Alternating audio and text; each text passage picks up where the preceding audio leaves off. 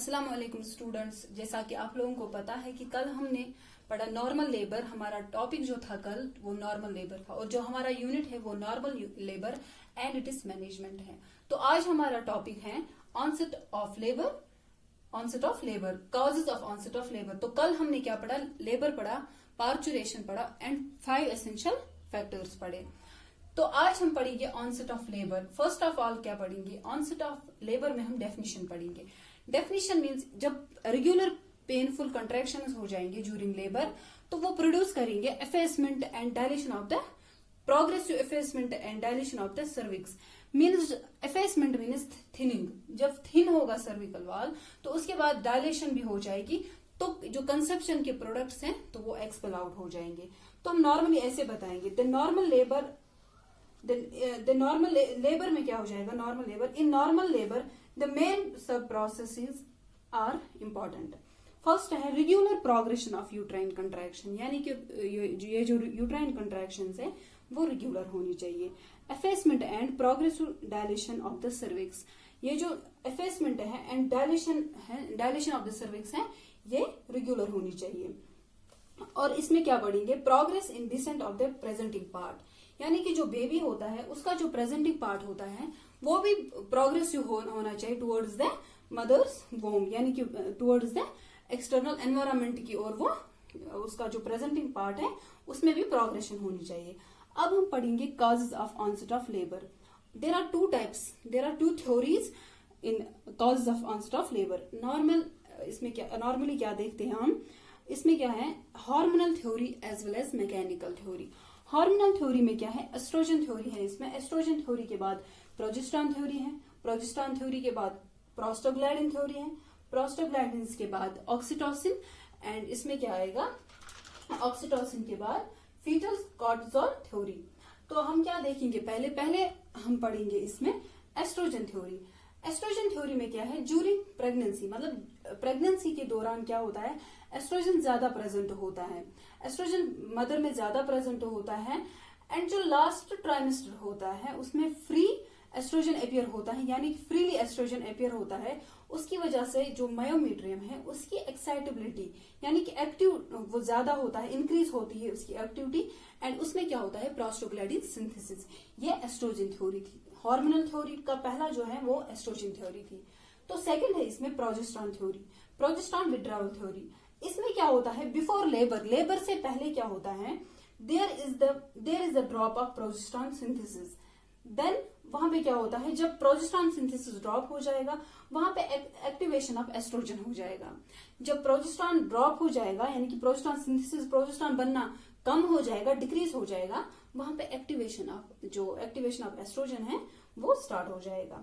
ये before labour होता है एस्ट्रोजन विड्रॉवल थ्योरी में। एस्ट्रोजन विड्रॉवल थ्योरी में क्या होता है? Before labour there is a drop of progesterone synthesis and then there will be activation of estrogen. ये है प्रोजेस्टेरॉन विड्रॉवल थ्योरी। और हमने अब तीसरा क्या है हमारा? Prostaglandin theory. प्रोस्टाग्लैंडिन होता क्या है? What is prostaglandin? Prostaglandin chemical compounds हैं। प्रोस्टाग्लैंडिन जो है वो केमिकल कंपाउंड्स हैं। केमिकल कंपाउंड्स होता क्या है? What is chemical compounds? अब मैंने आपको इसलिए बोला आप लोगों को ताकि आप लोग कंफ्यूज ना हो, इसलिए मैं इतना इलॉबरेट कर रही हूँ, ये भी बोल रही हूँ। मतलब केमिकल कंपाउंड्स जो होते हैं ये केमिकल सबस्टेंस होते हैं जिसमें क्या होता है? आइडेंटिकल मॉलिक्यूल्स ज्यादा होते हैं। उसमें कंपोज क्या होता है? Atoms more than one elements, वो एक दूसरे के साथ अटैच होते हैं बाय केमिकल बॉन्ड, वो होता है केमिकल कंपाउंड। और प्रोस्टाग्लैंडिन यूजुअली क्या करता है? प्रोस्टाग्लैंडिन की बहुत फंक्शंस है हमारी बॉडी में, लाइक हार्मोनल इफेक्ट है हमारी बॉडी पे इसका, लाइक ह्यूमंस पे है। और प्रोस्टाग्लैंडिन जो है ये ऑलमोस्ट एवरी टिश्यू पे पाया जाता है। एंड प्रोस्टाग्लैंडिन जो है इसमें क्या होता है? ये इंड्यूस करता है contraction in female genital tract. क्या करता है? इंड्यूस करता है प्रोस्टाग्लैंडिन की फंक्शन जो है ये इंड्यूस करते हैं फीमेल जेनिटल ट्रैक्ट में, इंड्यूस करते हैं कंट्रैक्शंस फिर उस कंट्रैक्शंस की वजह से क्या है, which guide the path of sperm, जो स्पर्म होता है ये उसको गाइड करता है, पाथ उसको पाथवे दिखाता है टुवर्ड्स द वेजिनल कैनाल, नहीं sorry, from the vaginal canal towards the fallopian tube. यानी कि वेजिनल कैनाल हम ऐसे बोलेंगे, वेजिनल कैनाल, वेजिनल कैनाल को हम ऐसे करेंगे define, from the site of insemination, and fallopian tube को हम ऐसे डिफाइन करेंगे towards the site of fertilization. ये था प्रोस्टोग्लैंडिन की फंक्शन। मैं एक और बार रिपीट करूंगी, ये प्रोस्टोग्लैंडिन क्या करता है, ये इंड्यूस करता है कंट्रैक्शंस। ये क्या करता है, इंड्यूस करता है कंट्रैक्शंस। कंट्रैक्शंस इंड्यूस करता है फीमेल जेनिटल ट्रैक्ट में। उसकी वजह से क्या होता है, ये गाइड करता है पाथवे स्पर्म को towards the vaginal canal. Vaginal canal को हम ऐसे डिफाइन करेंगे, साइट ऑफ इंसेमिनेशन, यानी कि साइट ऑफ इंसेमिनेशन से ये करेगा towards the site of fertilization, यानी कि फैलोपियन ट्यूब्स की ओर। फिर हम इसमें क्या करेंगे, इसमें सबसे ज्यादा मेन इंपॉर्टेंट क्या है, prostaglandin E2, prostaglandin E2 and prostaglandin F2 alpha, prostaglandin E2 and prostaglandin F2 alpha. उसमें क्या है, ये सबसे ज्यादा पावरफुल स्टिमुलेटर्स हैं, यानी कि जो यूट्राइन मसल है ये इनको स्टिमुलेट करते हैं, ये इनमें सबसे ज्यादा पावरफुल स्टिमुलेटर्स हैं।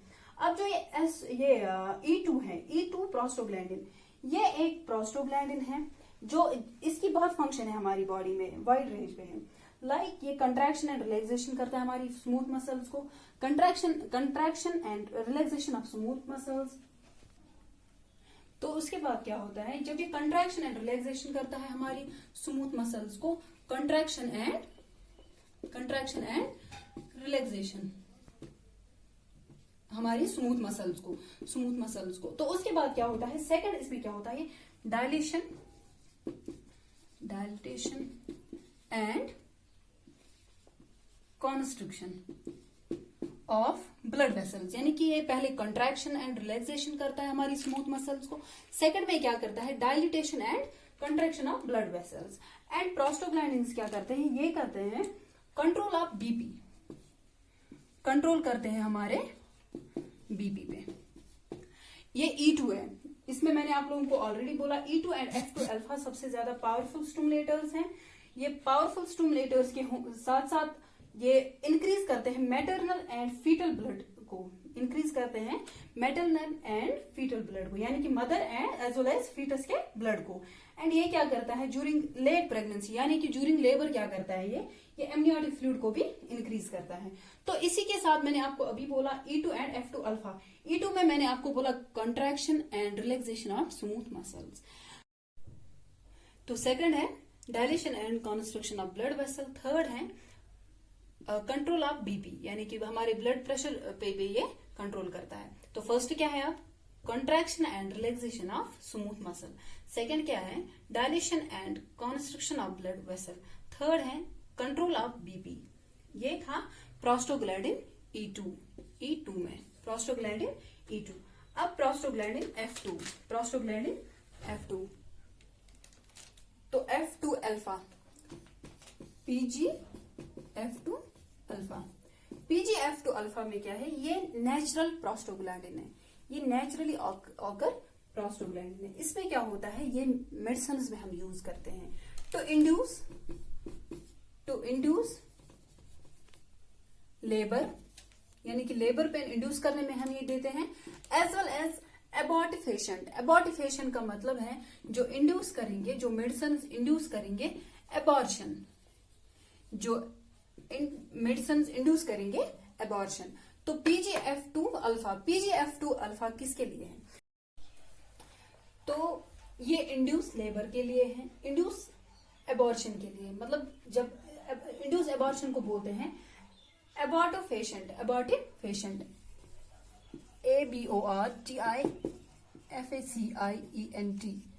तो जब लेबर इंड्यूस करनी हो तो उसमें भी देते हैं FG, यानी कि F2 अल्फा, यानी कि प्रोस्टोग्लैंडिन F2 अल्फा।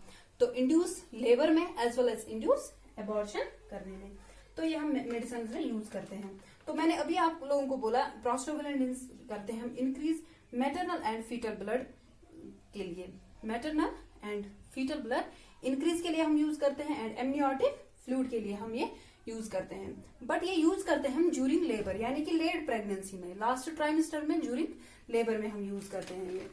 एंड अब है हमारा ऑक्सीटोसिन लेवल। तो अब ऑक्सीटोसिन थ्योरी है, ये फोर्थ है।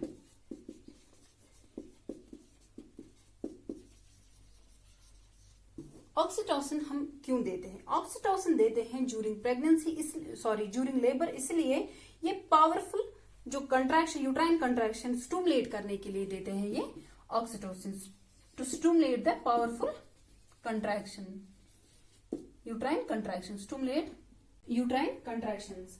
तो ये powerful stimulator of uterine contraction oxytocin क्या करता है, यूट्राइन कंट्रैक्शन जो है ये स्टिमुलेट करता है। और जो ऑक्सीटोसिन की जो एक्सक्रीशन यानी कि ऑक्सीटोसिन एंजाइम की जो एक्सक्रीशन है फ्रॉम द प्लेसेंटा वो डिक्रीज हो जाती है, near term due to placental ischemia, placental ischemia होता है जब, बिकॉज जब ब्लीडिंग ज्यादा होती है तो प्लेसेंटल इस्चीमिया हो जाएगा। प्लेसेंटल इस्चीमिया की वजह से, क्योंकि हमें ऑक्सीटोसिन बहुत जरूरी है ज्यूरिंग लेबर, बिकॉज ऑक्सीटोसिन इसलिए जरूरी है ज्यूरिंग लेबर, जो अंदर कंसेप्शन है या जो अंदर प्रोडक्ट्स हैं वो एक्सपेल आउट होनी चाहिए, इसलिए हम ज्यूरिंग लेबर देते हैं oxytocin to expel out the products.